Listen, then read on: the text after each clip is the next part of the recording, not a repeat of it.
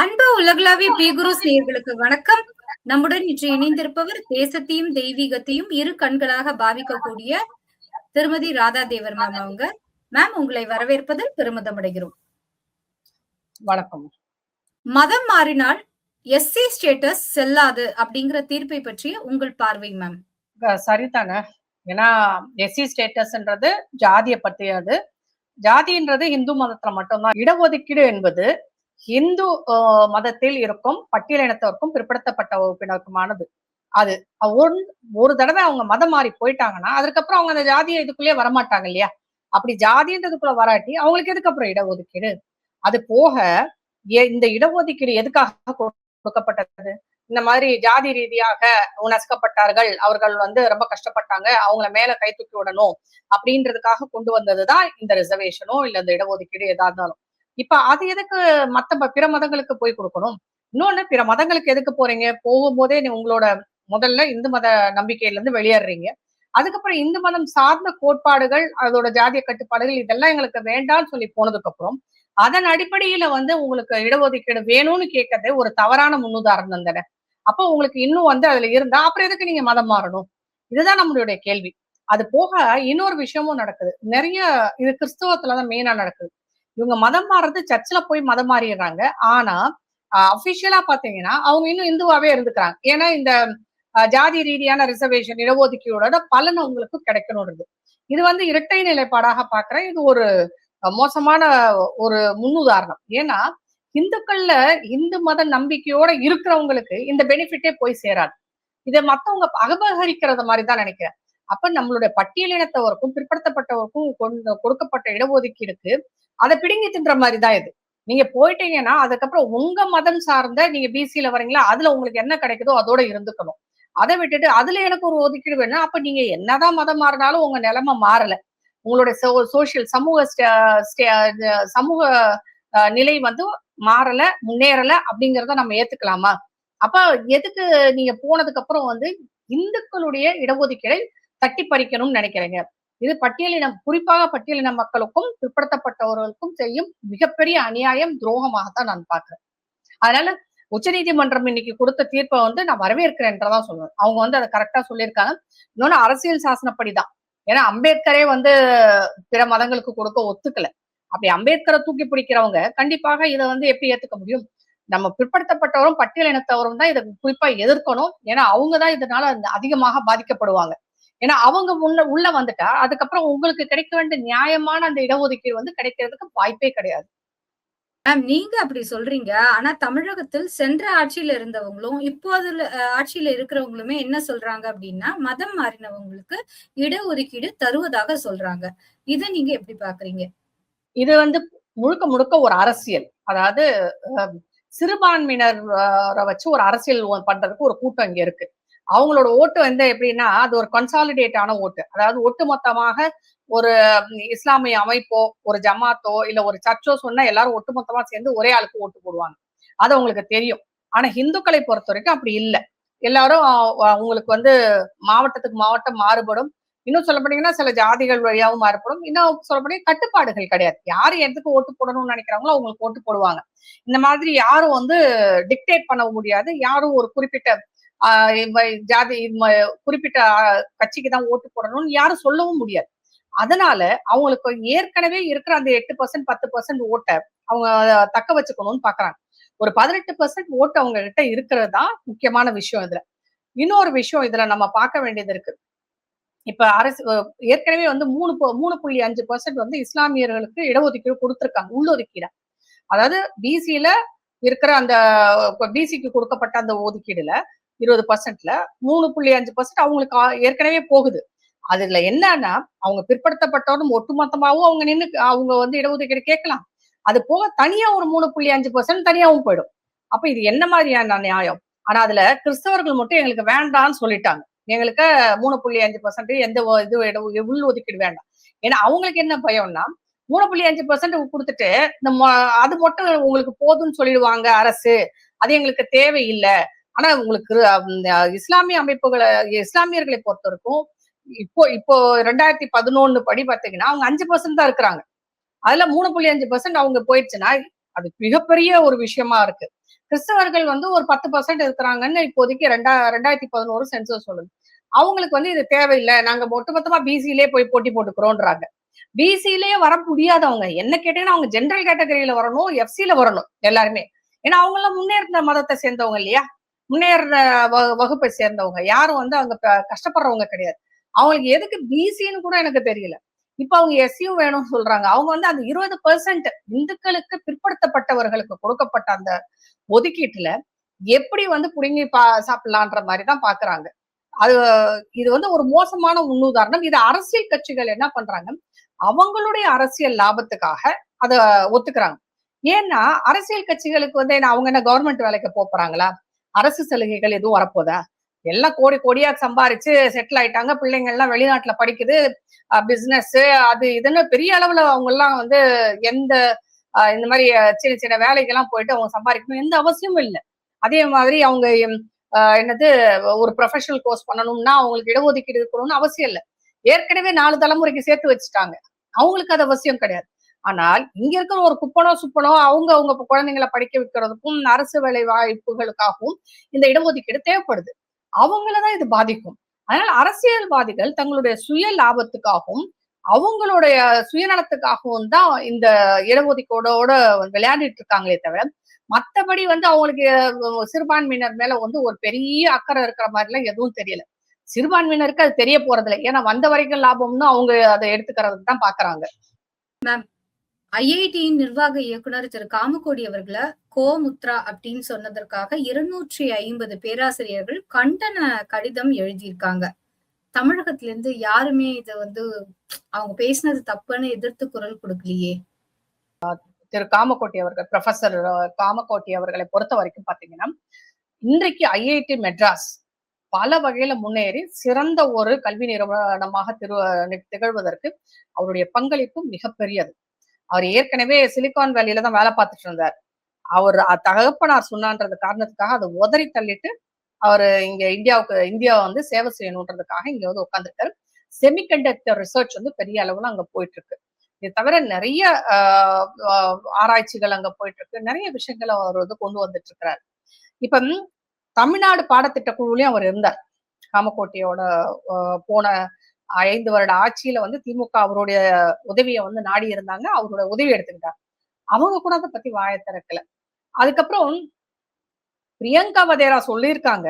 ஆனா பிரியங்கா வதேராக்கு என்ன தகுதி இருக்குன்னு எனக்கு தெரியல. வெறும் பிஏ படிச்சுட்டு இந்திரா காந்தியோட பேத்தி, அவ்வளவுதான். இவர் பல ஆண்டுகளாக கல்வி பற்று 150 ரிசர்ச் பேப்பர் சப்மிட் பண்ணியிருக்கிறார். அவரு எத்தனையோ ஆராய்ச்சிகள் போயிட்டு இருக்கு, அதுக்கு தலைமை தாங்கி நடத்தி கொண்டிருக்கிறார். அப்படிப்பட்ட ஒரு மனுஷனை இவங்க எப்படி வந்து கோமுத்ரான்னு சொல்லலாம்? ஆனா ஏன்னா அவர் ஒரே ஒரு இது பேசியிருந்தாரு. கோமுத்ரான கோமியத்தை பற்றி சொல்லும் போது அது கேன்சரை குணப்படுத்துவதற்கோ இல்ல அதை குறைப்பதற்கான ஒரு மருந்தாக இருக்குது, அது ரிசர்ச்ல தெரியுதுன்னு சொல்லியிருந்தார். இவங்க இல்லைன்னு எப்படி சொல்ல? இவங்க கட்சியை சேர்ந்த ஆஸ்கர் பெர்னாண்டஸ் என்னும் ஒரு கிறிஸ்தவர், அவருக்கு கேன்சர் வந்திருந்தப்ப கோமுத்ரா பயன்படுத்தினார். இத அவர் பாராளுமன்றத்தில் பதிவு பண்ணியிருக்கிறார். நீங்க அதை வச்சுக்கிட்டு இன்னைக்கு சம்பந்தமே இல்லாம என்ன இப்ப அந்த நீட் தேர்வை வந்து அதுக்கான நீட் தேர்வுக்கான ஒரு கமிட்டி ஃபார்ம் பண்ணியிருக்கிறாங்க. தலைவரா நந்தன் நீலக்கனி, அவர் யாரு? காங்கிரஸ் கட்சியில எம்பிக்கு நின்னவர், அவரை தான் தலைவரா போட்டிருக்காங்க. அதற்கு கீழே வந்து காமகோட்டில இருந்து எல்லாரும் இருக்காங்க. அவரை விட தகுதி வாய்ந்தவர் யாரா இருக்க முடியும் இந்த இதுக்கு? ஆனா இவங்க அவர் ஒரு பிராமணர் முதல் இது, அதற்கப்புறம் அவர் அந்த கோமியம் பத்தி பேசுறார். இந்த 2 விஷயத்துக்காக பேசுறாங்க. சரி, அவர் ஒரு தமிழ்நாட்டை சேர்ந்தவர் தானே, தமிழர் தானே. இங்க தமிழர்னு ஒரு கூட்டம் அலறிக்கிட்டு இருக்கு. ஒரு தமிழரை பற்றி மோசமாக பேசும்போது நீங்க வந்து அதை கண்டிக்க மாட்டீங்களா? அதை எதிர்த்து குரல் கொடுக்க மாட்டீங்களா? ஒண்ணுமே இல்ல. ஒரிசாவில அங்க இருந்த செக்ரட்டரி பாண்டியன் ஒருத்தவரை ஒண்ணுமே இல்ல, அங்க இருந்த சில நடந்த திருட்டுகளுக்கு அவருக்கு தொடர்பு இருக்குன்னு சொன்ன ஒரே காரணத்துக்காக பாஜகவை எதிர்த்து தமிழர் திருடன்னு சொல்லிட்டாங்க. இங்க இருக்கிற எல்லாரும் கதறினாங்க. ஆனா இன்னைக்கு இவரை கோமுத்ரான்னு சொல்றாங்க. ஆட்டுமுத்திரம் நம்ம ரஃபா இது சொல்லணும்னா அப்படின்னு வந்து நம்ம ஊரு ஐஐடியில இருக்கிற நம்ம தமிழர் ஆகிய ஒருத்தரை பற்றி சொல்லும் போது நீங்க எல்லாம் எங்க போனீங்க? உங்க வாயெல்லாம் எங்க அடைச்சு போயிருக்கு? அப்ப நீங்க ஜாதிக்கு தகுந்த மாதிரி பேசுறீங்கன்றது இதுல தெரியுது இல்ல. தமிழர்ன்ற அந்த ஒரு இதுக்கு ஒரு புள்ளியில வந்து யாருமே இங்க இணையல. அவங்க ஜாதி சார்ந்து அரசியல், மதம் சார்ந்த அரசியல், இதுதான் தமிழகத்துல இருக்கு. ஒருத்தர் கூட வாயை திறக்க மாட்டேங்கிறாங்க. இன்றைக்கு வந்து தமிழகத்தில் நீங்க ஜாதி வேறுபாடு இல்லாமல் அதை கண்டிக்க வேணாமா? ஆனால் மத்த ஊர்ல பாத்தீங்கன்னா, மத்த எந்த மாநிலங்கள்லயும் இது நடக்காது. அவங்க ஊரை சேர்ந்த ஒரு கல்வியாளரையோ இல்ல சிறந்த மனிதரையோ யாராவது தவறா பேசினா மொத்த மாநிலமும் குரல் கொடுக்கும், அவங்க கட்சி வேறுபாடு இல்லாம. தமிழகத்தில் மட்டும்தான் ஒரு கேவலமான ஒரு அரசியல் என்னன்னா, ஜாதி பார்த்து அரசியல் பண்ணுவாங்க, மதம் பார்த்து அரசியல் பண்ணுவாங்க. அவங்களுக்கு தேவைக்கு தகுந்த மாதிரி அரசியல் பண்ணிட்டு இருப்பாங்க. ஏன் அவரை பத்தி சொன்னது தவறுன்னு சொல்றதுக்கு உங்களுக்கு என்ன பிரச்சனை? அது ஒரு குரல் கொடுக்க மாட்டீங்களா? அப்படி குரல் கொடுத்தாதானே நம்ம தமிழ்நாட்டுக்கு பெருமை. தமிழ்நாட்டுக்காரன் ஒருத்தன் வெளியில போய் அவனுக்கு கேவலமா பேசினா அவன் யாரு என்னன்னு பார்த்து மட்டும் தான் நீங்க பேசுவீங்களா? இது மோசமான ஒரு முன்னுதாரணமாகத்தான் பார்க்கிறேன். இது வந்து நம்ம அரசியல் தாண்டி கட்சிகள் தாண்டி ஒரு விஷயம் பார்க்கும்போது ஒரு தமிழர் நம்மளுடைய ஐஐடி வந்து இங்க இருக்கிற ஒரே ஒரு ஐஐடி இருக்குது. அது வந்து மிக சிறந்த ஐஐடி, மிக சிறந்த கல்வி நிறுவனம். அதற்கு தலைமை தாங்கிறார். தமிழகத்தில் நிறைய ஸ்டார்ட் அப்ஸ் வந்து ஃபண்ட் பண்ணிட்டு இருக்காங்க ஐஐடி மெட்ராஸ். தமிழ்நாட்டு அரசுக்கே நிறைய விஷயங்கள்ல அவங்கதான் வந்து உதவி பண்ணிட்டு இருக்கிறாங்க, அறிவுரை சொல்லிட்டு இருக்கிறாங்க. அப்படி ஏகப்பட்ட விஷயங்கள்ல வந்து திரு காமகோட்டி அவர்கள் உதவி செய்து கொண்டிருக்கும் போது அவரை பற்றி தவறாக ஒருவர் பேசும்போது அதை ஒரு கண்டித்து கூட யாரும் இங்க குரல் கொடுக்க தயாராக இல்லை என்பதுதான் உண்மை. அது நல்ல விஷயமும் இல்லை. இதுதான் தமிழனோட நிலைமையும் கூட. ஒரு தமிழரை வந்து பேசும்போது நீங்க தமிழர் பேசக்கூடாதுன்னு குரல் கொடுப்பதற்கு இங்க ஒருத்தரும் கிடையாது. அதே நீங்க வந்து உங்க அரசியலுக்கு தகுந்த மாதிரி அரசியல் கட்சியை சேர்ந்தவங்க இருக்கும்போது நீங்க பேசிக்கிறீங்க. அதுதான் உண்மை. ஆனால் இது மிக மோசமான முன்னுதாரணமா நாளைக்கு யார் வேணாலும் அவங்க பேசுவாங்க. நீங்க அதை பார்த்துக்கிட்டு உங்களுக்கு என்ன தேவை, அவர் என்ன ஜாதி என்ன மதம்னு பார்த்துட்டு அதுக்கு தகுந்த மாதிரி நீங்க ரியாக்ட் பண்ணுவீங்கும் போது தமிழர்களுக்கு உள்ளே வந்து ஒரு ஒற்றுமை இல்லை என்பதுதான் என்னுடைய கருத்து. அரசியல் கட்சி வித்தியாசம் பார்க்காமல் இது ஒருமித்த குரலாக எல்லாரும் கண்டிச்சிருக்கணும். ஆனால் அப்படி செய்ய தவறியிருக்காள். ஏனால் அவர் இந்து, ஒரு பிராமணர், அதுக்கு போக வந்து அவர் கோமியம் பத்தி பேசினார். இந்த 3 விஷயம்தான் அவங்களுக்கு வந்து பெருசா தெரியுதே தவிர மத்தபடி வந்து அவர் தமிழர் என்று மலையாளம் எல்லாம் உங்களுக்கு பெருசா தெரியல. உங்களை பத்தி ஒண்ணும் சொல்றதுக்கு இல்ல. என்னது இங்க பாரதியார கேவலமா பேசுவாங்க, பாவு சிதம்பரம் பிள்ளைய கேவலமா பேசுவாங்க, முத்துராமலிங்க தேவரை கேவலமா பேசுவாங்க, இவங்க எல்லாத்தையும் கேவலமா பேசுவாங்க. நமக்காக இங்க ஏன் கக்கன் காமராஜ்ல இருந்து எல்லாருமே கேவலமா பேசிட்டாங்க. யார பேசலன்னு சொல்லுங்க. ஆனால் அதை பற்றி வந்து இங்க குரல் கொடுக்கவோ அதை கண்டிக்கவோ இங்க வந்து தமிழ்நாட்டில் ஆட்கள் இல்லை. ஏன்னா இங்க வந்து அதுக்கான சித்தாந்தமும் கிடையாது, அதுக்கான தைரியமும் கிடையாது, அதுக்கான மனசும் கிடையாது. தமிழர்கள் இன்றைக்கு அந்நியப்பட்டு போயிருக்கிறார்கள், பிரிந்து போயிருக்கிறார்கள், ஒற்றுமை கிடையாது. அது நல்லா தெரியுது. இது எப்படி முடியும், எங்க போய் முடியும்ன்றது எனக்கு தெரியல. கோமியம் சொன்னதுக்காக இப்படி ஒரு வார்த்தையை வந்து அவங்க சொன்னாங்கன்னா அப்ப அது இந்து மதத்தையும் இழிவுபடுத்துவதாக தானே அர்த்தம். நாம கோமியத்தை மதிக்கிறோம், இல்லைன்னு நான் சொல்லவே முடியாது. கோமியத்தை மதிக்கிறோம், கோமியத்தை நம்ம வந்து உபயோகப்படுத்துறோம். அதை கேலியாக பேசுவதற்கு உங்களுக்கு என்ன அருகதை இருக்கு? அந்த கோமியத்தை உபயோகப்படுத்துற மக்கள் ஓட்டு போட்டுதான் பிரியங்காவே வந்தாங்க. அவங்க ஓட்டு போட்டு தானே வந்தாங்க. அப்படி அத்தனை கோடி மக்களின் நம்பிக்கையாக இருக்கும் ஒரு விஷயத்த நீங்க எதுக்கு கேலி பண்றீங்க? நீங்க என்ன டாக்டரா, இல்ல ரிசர்ச் ஸ்காலரா, நீங்க சயின்டிஸ்டா? உங்களுக்கு என்ன தெரியும்? எதுவுமே தெரியாம கோமுத்ரா அப்படின்னு சொல்லிட்டு போற போக்குல சொல்லிட்டு போறதுக்கு நீங்க யாரு? அப்போ ஓட்டு போட்ட மக்கள் என்ன முட்டாள்களா? நாங்க கோமியத்தை நாங்க நம்புறோம், மதிக்கிறோம்னா அது எங்களுடைய நம்பிக்கை. அதை பத்தி நீங்க பேச வேண்டிய அவசியம் கிடையாது. அதை கேலி பேசுவதற்கு இந்த நாட்டுல இந்துக்கள் இங்க அனாதையாக்கப்பட்டிருக்கிறார்கள். இதுதான் உண்மை. இத்தனை ஆண்டு கால காங்கிரஸ் கட்சியா இருக்கட்டும், திராவிட கட்சிகளும் வந்து இந்துக்களை மிக மிக மோசமாக நடத்தி என்னன்னா நமக்கே ஒரு முதுகெலும்பு இல்லாம போச்சு. நம்ம மதத்தை பத்தியும் நம்மளுடைய நம்பிக்கைகளை பற்றியும் எவன் எது பேசினாலும் இங்க யாரும் வாயை திறக்க மாட்டாங்க. பேசுறவங்களையும் சங்கின்னு முத்திர குத்துவாங்க. அவங்களதான் வந்து என்னமோ விரோதி மாதிரி பார்ப்பாங்களே தவிர நம்மளுடைய நம்பிக்கையை வந்து ஒருத்தன் கொச்சப்படுத்திக்கிட்டு இருக்கானே, அவனுக்கு எதிராக நம்ம அவனை கண்டிக்கணும் அப்படின்ற ஒருத்தருக்கு கூட இங்க வந்து எந்த இந்துக்களுக்கும் சரி மற்ற தமிழர்களுக்கும் சரி அந்த மாதிரியான ஒரு நினைப்பே வரமாட்டேன். அவர் ஒரு தமிழ் இருந்து அவரை பத்தி இவ்வளவு மோசமா பேசிருக்காங்க, நேரம் கொதிச்சு எழுந்திருக்க வேண்டாமா? காங்கிரஸுக்கு வந்து கண்டன குரலை எழுப்பி இருக்க வேண்டாமா? இங்க இருக்க காங்கிரஸ்காரவங்க எல்லாம் என்ன, நீங்க எல்லாம் எந்த ஊர்ல பிறந்தவங்க? நீங்க வந்து கோமியம் யூஸ் பண்றது இல்லையா உங்க வீட்டுல? இல்ல நீங்க வந்து மாடுகளை வந்து நீங்க வணங்குறது கிடையாதா? மாட்டுக்கறியா சாப்பிடுறீங்க நீங்க எல்லாரும்? அப்புறம் என்ன பேச்சு பேசுறீங்க? இது வந்து சிறுபான்மையினரை வந்து திருப்திப்படுத்துவதற்காக பிரியங்கா பேசின பேச்சு. வேற ஒண்ணுமே கிடையாது. அதை எதிர்த்தா எங்க சிறுபான்மையினர் ஓட்டு போயிருமோன்னு சொல்லிட்டு எல்லா பயிலும் பயப்படுறான். எல்லா கட்சியும் பயப்படுது. இதுல எந்த மாற்று கருத்தும் இல்லை. இத வந்து நான் பார்த்து வருத்தப்பட்டேன் நான் உண்மையிலே. அப்படி சொல்றதுக்கு அவங்களுக்கு இதே நம்ம வந்து சிறுபான்மையினர் கட்சியை சேர்ந்தவங்களை பத்தி ஏதாவது ஒரு வார்த்தை சொல்லுவோமா? பாராளுமன்றத்தில் வைத்து நாம ஏதாவது ஒரு நம்மளுடைய பாஜகவோ இருக்கட்டும், இல்ல எந்த கட்சியினரோ சிறுபான்மையினர் குறிக்கும் ஏதாவது ஒரு மத சின்னத்தையோ இல்ல மத நம்பிக்கையோ சுட்டி காட்டி ஒரு வார்த்தை பேசிட்டா இவங்க சும்மா விட்டுருவாங்களா? எல்லாரும் சேர்ந்து என்ன அளவுக்கு ஆடி இருப்பாங்க. 80% இருக்கிற இந்த இந்து தேசத்திலேயே நமக்கு வந்து எதிராக எல்லாரும் பேசுறாங்க. அதை கைத்தட்டி ரசிக்கிற கும்பலும் சிரிக்கிற கும்பலும் தான் இங்க அதிகமாக இருக்கே தவிர அதை கண்டிக்கிறதுக்கான திராணியும் தெம்பும் எந்த அரசியல் கட்சிக்கும் கிடையாது, எந்த மத தலைவர்களுக்கும் கிடையாது, மத்தவங்களுக்கும் கிடையாது. இது முழுக்க முழுக்க வந்து ஒரு மோசமான விஷயமாகப்படுது. என்னதான் நம்ம படிச்சு இன்னைக்கு உலக நாடுகள்ல சிஓ இருக்கவங்க எல்லாம் இந்துக்கள் தானே. இந்துக்கள்ல வந்து பிராமணர்களும் இருக்கிறாங்கல்ல. சுந்தர் பிச்சை யாரு உங்களுக்கு? இல்ல மத்தவங்க யாரு? ஒவ்வொரு பெரிய கம்பெனிஸ்லயும் இருக்கிறாங்க. அவங்க எல்லாம் படிச்சுதான் போயிருக்காங்க. அவங்க எல்லாம் என்ன சயின்ஸ் தெரியாமையா போனாங்க? அவங்க எல்லா சயின்ஸும் தெரிஞ்சுதான் போயிருக்காங்க. ஆனால் நம்மளுடைய நம்பிக்கைன்னு ஒண்ணு இருக்கு இல்லையா? அதை பத்தி போட்டு இங்க பேசக்கூடாது. ஏன் ஏன் அவர் வந்து தன்னுடைய மத நம்பிக்கைய பத்தி பேசக்கூடாது? ஆனா அதை அறிவியல் பூர்வமாக பேசியிருக்கிறார். அதை கூட இவங்க வந்து கேலி பண்றாங்க. அந்த கோமியம் சொன்ன உடனே இவங்க உடனே கேலி பண்ண ஆரம்பிச்சிடுறாங்க. ஆனா ரிசர்ச்ல இருக்கு. அவர் சொன்னதுல எந்த பொய்யுமே கிடையாது. நம்மளுடைய இன்னும் சொன்னா மனித மூத்திரமே வந்து இன்றைக்கு ஆராய்ச்சிக்கு உட்பட்டு இருக்கு. ஸ்டெம் செல் ரிசர்ச் போயிட்டு இருக்குது அதுல. அதனால வந்து இவங்க பேசுறதெல்லாம் வந்து சும்மா நாளைக்கே வந்து ஒரு வெள்ளைக்காரன் வந்து சொன்னா இவங்க எல்லாம் ஏத்துக்குவாங்க. இந்தியர்கள் சொன்னாதான் இவங்க ஏத்துக்க மாட்டாங்களே தவிர வெள்ளைக்காரன் ஒருத்தன் வந்து சொன்ன உடனே இவங்க எல்லாம் ஏத்துக்குவாங்க. ஏன்னா அப்படி ஒரு அடிமை புத்தி வந்து இன்னும் இருக்கு.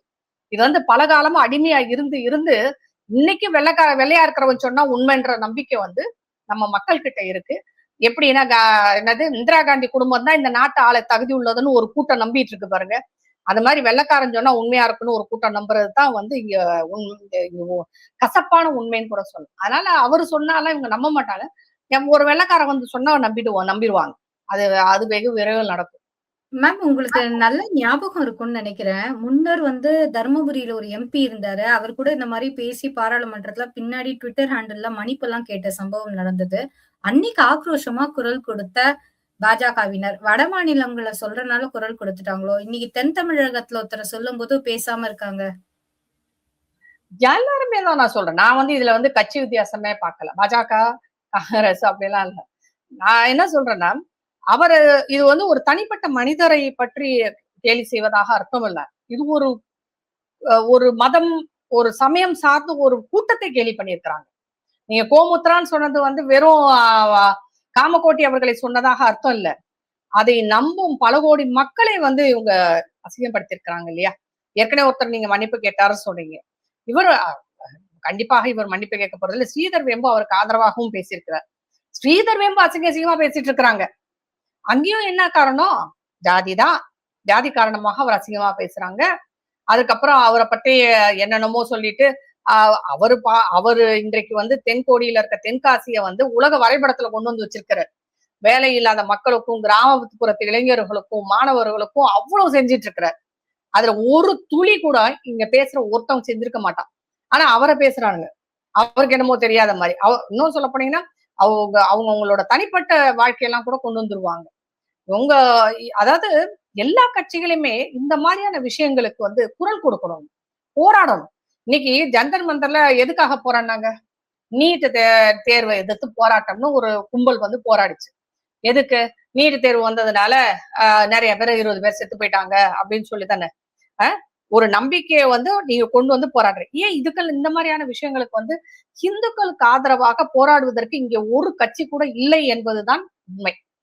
அரசியல் கட்சிகளுக்கு ஓட்டு தான் முக்கியமே தவிர பெரும்பான்மையினரின் நம்பிக்கையோ அவர்களுடைய அவர்கள் சார்ந்த நம்பிக்கை சார்ந்த விஷயங்களும் முக்கியம் இல்லை என்பதுதான் என்னுடைய கருத்து. இதுல வந்து எந்த மாற்றமும் இல்லை. எந்த கட்சியும் வந்து இன்னைக்கு இந்துக்களுக்காக பேசுவதற்கு இங்க இல்ல. அதுதான் உண்மை. கசப்பான, ஆனா வேற வழி இல்ல. நாம அத இந்த அந்த மாதிரியான ஒரு நாட்டுலதான் இருந்துட்டு இருக்கோம். அந்த மாதிரியான ஒரு நாட்டில் வந்து நாம எல்லாம் அனாதைகளாக இருக்கிற மாதிரியே ஒரு உணர்வை கொண்டு வந்துட்டாங்க. இன்னைக்கு அவர் பேசுனதுக்கே வந்து நிறைய பேர் கண்டிச்சு சொல்லியிருக்கணும். ஆனா ஒருத்தர் கூட அதை பற்றி வாயை திறக்காமல் இருப்பதே வந்து ஒரு மிகப்பெரிய அசிங்கம், அவமானம்னு கூட நான் சொல்றேன். நான் இந்துக்களாகிய நாம் வந்து அவமானப்படுத்தப்பட்டிருக்கிறோம். அதை பற்றி இங்க யாருக்குமே அந்த உணர்வு கூட இல்லை என்பதுதான் உண்மை. மேம், மேகதாது அணை பற்றி பேசுவதற்காக தமிழக முதலமைச்சர் விஜய் வந்து கர்நாடகா செல்கிறார் அப்படிங்கிற ஒரு நியூஸ் வருது. இதை எப்படி பாக்குறீங்க? இதே மேகதாட்டு விவகாரத்துல மத்திய அரசு இரட்டை நிலைப்பாடு எடுத்திருக்கு அப்படிங்கிற ஒரு ஷாக்கிங்கான ஸ்டேட்மெண்ட்டை சொல்றாரு வி த லீடர்ஸின் தலைவர் அண்ணாமலை. சோ இதை எப்படி பாக்குறீங்க மேம்? இப்படி 2 விஷயமா பார்ப்போம். ஃபர்ஸ்ட் இவர் போயிருக்கும் போது கூட காங்கிரஸ் கட்சியை சேர்ந்தவர்களை யாரும் கூட்டிட்டு போயிருக்காரான்னு எனக்கு தெரியல. ஏன்னா அவங்களோட கூட்டணியில தானே இருக்காங்க, அமைச்சர் கூட இருக்கிறாங்க இல்லையா. அந்த 2 இந்த காங்கிரஸ் தலைவரை கூட்டிட்டு போலாமே, ராகுல் காந்தியை கூப்பிடலாமே. அவங்க போனா கேட்க மாட்டாங்க. இன்னைக்கு வந்து கர்நாடகாவில தண்ணி விடக்கூடாதுன்னு போராட்டம் நடந்துட்டு இருக்கு. அங்க எல்லாரும் காங்கிரஸ் கட்சிக்காரங்களும் சரி அங்க தூண்டி விட்டு போராட்டம் நடத்திட்டு இருக்காங்க. நீங்க இங்க இருக்க காங்கிரஸ் கட்சிக்காரங்களை கூட்டிட்டு போறீங்களா என்னன்னு எனக்கு தெரியல. திரு விஜய் அவர்கள் இன்னைக்கு வந்து இந்த இது முதல்வர் என்ன சொல்லியிருக்கிறாங்க, ஆஹ் மத்திய அரசு வந்து ஏதாவது செய்யணும்ன்றாங்க. உங்க கூட கூட்டணியில இருக்கிற ஒருத்தருக்கு கிட்ட கேட்டே உங்களால தண்ணி வாங்க முடியல, மத்திய அரசு வந்து கொடுக்கணுமா? இதேதான் முதல்ல திமுக செஞ்சாங்க. இவங்க அரசியலே இப்படிதான், கூட்டணியில இருப்பாங்களாம் ஆனா பேசி தீர்க்க மாட்டாங்க. அந்த ராகுல் காந்தின்னு ஒருத்தர் உங்களுக்கு இருக்கிறாரு, இந்த கார்கேன்னு மல்லிகார்ஜுன கார்கே, அவர் என்ன பண்றாரு? கூப்பிட்டு பேசுங்க, அவங்க தண்ணி விட சொல்லுங்க, ஆனா பேச மாட்டாங்க. இது என்ன மாதிரியான ஒரு அரசியல் நிலைப்பாடு என்பது கூட எனக்கு தெரியல. இது இவங்க மக்களை வந்து முட்டாள்களாக ஆக்கி கொண்டிருக்கிறார்கள். நமக்கு இங்க மழை பெய்யல, வெயில், தண்ணி இல்லாம செத்துட்டு இருக்கிறோம். அதுதான் உண்மை. இந்த இந்த இந்த கோடை காலம் என்பது மிக மோசமாக போய்கொண்டிருக்கிறது. தமிழகம் முழுவதும் தண்ணி இல்லாம மக்கள் தவிச்சு கொண்டிருக்கிறாங்க. தண்ணி கொஞ்சம் கொஞ்சமா, இன்னும் 1 மாசம் மழை பெய்யலன்னு வச்சுக்கோங்க, எங்க போய் நிக்க போகுதுன்னு கூட தெரியல. இதை பற்றி துளி கூட இப்ப இருக்கிற அரசுக்கு வந்து தெரியுமான்றது கூட எனக்கு தெரியல. முதலமைச்சருக்கு இது தெரியுமான்னு தெரியல. இது யாருக்கும் புரியுதான்னு கூட தெரியல. அங்க காவிரியில இருந்து தண்ணி வேணும்னு நாமளும் அதாவது அரசு வரைக்கும் போய் உச்ச நீதிமன்றத்துல இருந்து எல்லாமே போட்டாச்சு. இனி என்ன செய்யறதுன்னு கூட தெரியல. ஆனா அதை பற்றிய ஒரு உணர்வு கூட தமிழர்களாகிய நமக்கு இல்ல. கர்நாடகால போராடிட்டு இருக்காங்க தண்ணி கொடுக்க கூடாதுன்னு. ஆனா தண்ணி வேணும்னு நீங்க ஏதாவது ஒரு போராட்டத்தை பாத்தீங்க? அரசுக்கு எதிராகவும் சரி, காங்கிரஸ்க்கு எதிராகவும் சரி, இல்ல கர்நாடகா தமிழர்கள் போராடவே இல்லையே. நீங்க வந்து ஒரு கம்ஃபர்டான லெவல் இருக்கீங்க. ஒருத்தர் அமைச்சர் முதலமைச்சர் ஆயிட்டாரு, தாவேக்கா வந்துருச்சு, இனி எல்லாமே இங்க நல்லா நடக்கணும். இந்த 1 மாசம் கடந்து விட்டால் நமக்கு மழை பெய்யாட்டி தண்ணி இல்லாம பல ஊர்களில் வந்து மக்கள் போராட ஆரம்பிக்க போறாங்க. இதுதான் நிதர்சனம். இது யாருக்குமே புரிய மாட்டேங்குது. இன்றைக்கு காவிரியில தண்ணி வரலைன்னா எந்த ஆத்துலயுமே தண்ணி வரலங்க. முல்லைப்பெரியாறுல வந்துட்டு இருக்கா? எந்த ஆத்துலயும் தண்ணி ஒரு சொட்டு கூட கிடையாது. நிலத்தடி நீர் கீழே போயிட்டே இருக்கு. இதை பத்தி வந்து எம்எல்ஏக்களும் சரி, இந்த அரசும் சரி, அதை பத்தி கவலைப்படுறாங்களா, யோசிக்கிறாங்களா என்னன்னு கூட தெரியல. அங்கங்க மக்கள் வந்து தண்ணிக்காக ஆளா பறந்துட்டு இருக்கிறாங்க. நம்ம 2 வேளை வந்த தண்ணி 1 வேளை வருது. 10 நாளைக்கு ஒரு தடவை தண்ணி வண்டி வருது. சென்னையிலே பார்க்கலாம் நீங்க. அவ்வளவு மோசமாக தண்ணி பிரச்சனை தலைவிரிச்சு ஆடிட்டு இருக்கு. இதை பத்தி ஊடகங்களும் பேசவில்லை, இதை பற்றி மக்களும் வந்து யோசிக்கவில்லை, அரசும் யோசிக்கவில்லை. காவிரியில தண்ணி வாங்க போறீங்க, அதுக்கே வந்து போய் கெஞ்ச வரீங்க. கால்ல விழாத குறையா நீங்க கெஞ்சி தண்ணி வாங்குறதுக்காக போயிருக்கீங்க. ஆனா உங்களுக்கு ஒரு உரிமை இருக்கு, அந்த உரிமையை உங்களால நிலைநாட்ட முடியுதா? அப்புறம் எதுக்கு அந்த காங்கிரஸ் கட்சி உங்க கூட்டணியில வச்சிருக்கிறீங்க? அவங்களுக்கு எதுக்கு நீங்க சப்போர்ட் பண்றீங்க? ஆனா பாஜக வந்து உதவி பண்ணணும்னு கேக்குறீங்க. பாஜகவுக்கு எதிராக பேசுவீங்க, மத்திய அரசுக்கு எதிராக எல்லாமே சொல்லுவீங்க. ஆனா காங்கிரஸோட கூட்டணி வச்சுக்குவீங்க. ஆனா காங்கிரஸ் வந்து உதவி செய்யணும்னு இது வரைக்கும் கேட்கல. இவர் வந்து திரு ஜோசப் விஜய் அவர்கள் பிரதமரை கேட்க கூடாது, மத்திய அரசை கேட்க கூடாது, ராகுல் காந்தி கிட்ட கேட்கணும் இத. ஆனா ராகுல் காந்தி கிட்ட கேட்க மாட்டாராம். என்ன நியாயம்னே எனக்கு ஒண்ணுமே புரியல. அது இந்த காவிரி பிரச்சனை இந்த ஜென்மம் மட்டும் இல்ல, இன்னும் 10 ஜென்மம் எடுத்தாலும் அது தீர மாதிரி தெரியல எனக்கு. இதே மாதிரிதான் அரசியல் கட்சிகள் நம்ம கிட்ட ஏமாத்திட்டே இருப்பாங்க, நம்மளை வச்சு அரசியல் பண்ணுவாங்க. நாமளும் அதை கேட்டுட்டே அப்படியே போயிட்டே இருக்க வேண்டியதுதான்.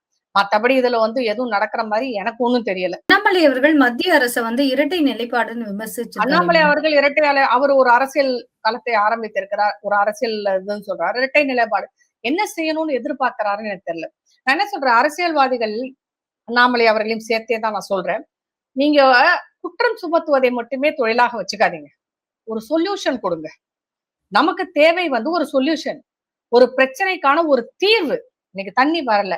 மத்திய அரசு தான் தலையிடணும்னு சொல்றீங்க. மத்திய அரசு இரட்டை நிலைப்பாடுனா, அப்ப காங்கிரஸ் கட்சி என்ன பண்ணுது? காங்கிரஸ் கட்சி வந்து இரட்டை நிலைப்பாடு எடுக்கலையா? அண்ணாமலை அவர்கள் வந்து நான் காங்கிரஸ் கட்சியை விமர்சனம் பண்ணவே இல்லையே. காங்கிரஸ் கட்சியை பற்றி குற்றம் சுமத்தவே இல்லையே. ராகுல் காந்தி வந்து இந்த பிரச்சனையை கொஞ்சம் தீர்த்து கொடுத்திருக்கலாமே அப்படின்னு கேட்கலாமே அவரும். அவர் அதை பத்தி வாயை திறக்காம இருக்கிறார். என்னன்னா இவங்களுக்கு எல்லாருக்குமே வந்து ஒரு விஷயம் என்னன்னா, மத்தியில எந்த அரசு இருக்கோ அவங்கள வந்து பேசணும். ஆனால் உண்மையான சொல்யூஷன் அது கிடையாது. சரி, மத்திய அரசே சொல்லுது தண்ணி விடுங்கன்னு சொல்லி, உடனே இவங்க சொன்ன உடனே கேட்டுருவாங்களா? இங்க காங்கிரஸ்காரங்க ஏற்கனவே எதையுமே கேட்க மாட்டாங்கல்ல. காங்கிரஸ் அரசு தானே இருக்கு. இப்ப இங்க பாஜக அரசு இருந்தா இவர் சொல்வதை நான் ஏற்றுக்கொள்வேன். திரு அண்ணாமலை அவர்கள் சொல்வதை நான் முழுக்க ஏத்துக்கிறேன். இருப்பது காங்கிரஸ் அரசு. இங்க சென்னையில ஒரு தலைவர் இருக்காரு, ராகுல் காந்தி இருக்காரு, அவங்களோட காங்கிரஸ் கட்சி தலைவர். இவங்களை கூப்பிட்டு வச்சு பேசுங்க, இதுக்கு ஒரு முடிவை சொல்லுங்க அப்படின்னு கேட்கலாமே. அதை கேட்க மாட்டேங்கிறாங்க. எல்லாரும் வந்து மத்திய அரசை குற்றம் சுமத்தி கொண்டு இருக்கிறார்கள். கேரளாவிலயும் சரி, கர்நாடகாவிலயும் ரெண்டுலயும் காங்கிரஸ் கட்சி தானே இருக்கு. இங்கேயும் நீங்க தானே இருக்கிறீங்க, தமிழ்நாட்டிலையும் உங்க கூட்டணி கட்சி தானே இருக்கு. அப்படி காங்கிரஸ் கட்சி தான் எல்லா இடத்துலயும் இருக்கு. அப்ப இதுல இரட்டை நிலைப்பாடு வந்து மத்திய அரசோடதா இல்ல காங்கிரஸோடதா? அது திரு அண்ணாமலை அவர்கள் தான் நமக்கு புரிய வைக்கணும். இதுக்கு என்ன வந்து நீங்க எல்லாரும் பிரச்சனையை பத்தி பேசுறீங்க, என்ன முடிவு, என்ன சொல்யூஷன் உங்களால கொடுக்க முடியும்? நாளைக்கு திரு அண்ணாமலை அவர்கள் முதல்வரா வந்தாலும் நீங்க என்ன பேச போறீங்க? என்ன முடிவு எடுக்க போறீங்க? என்னதான் இப்ப வந்து எல்லா முடிவும் பார்த்தாச்சு. உச்ச நீதிமன்றம் வரைக்கும் போயிட்டு நம்ம இவ்வளவு தண்ணி வேணும்ன்றத நம்ம வாங்கிட்டு வந்தாச்சு. அதை செயல்படுத்தாம தானே அவங்க மறுக்கிறாங்க. அப்ப நீங்க பேசி தீர்க்கணும்னு தான் போறீங்க. அப்ப உங்க கூட்டணியில் இருக்கும் ஒரு கட்சி கிட்ட நீங்க பேசி உங்களால வாங்க முடியாதா? ஏன் வாங்க முடியல உங்களுக்கு? அதைத்தான் நம்ம கேட்கிறோம். அரசியல் கட்சிகள் கிட்ட மக்களுடைய கோரிக்கை இதுதான். எங்களுக்கு வந்து பிரச்சனைகள் வேண்டாம். ஒருத்தரை குற்றம் சுமத்துவது எங்களுக்கு வேண்டாம். இதற்கு முடிவை சொல்லுங்க. இதை எப்படி நீங்க சரியாக்க போறீங்க? அதை மட்டும் சொன்னா போதும். அப்படி எந்த அரசியல்வாதி மக்களுக்கு முடிவை சொல்கிறாரோ, தீர்வை சொல்கிறாரோ, அவரை நம்பினா நம்ம போதும். மத்தவங்களை எல்லாம் வந்து நம்பணும்னு அவசியம் இல்லைன்றதுதான் என்னுடைய நிலைப்பாடு. அண்ணாமலை அவர்களும் சேர்த்தே தான் நான் இதை சொல்றேன்.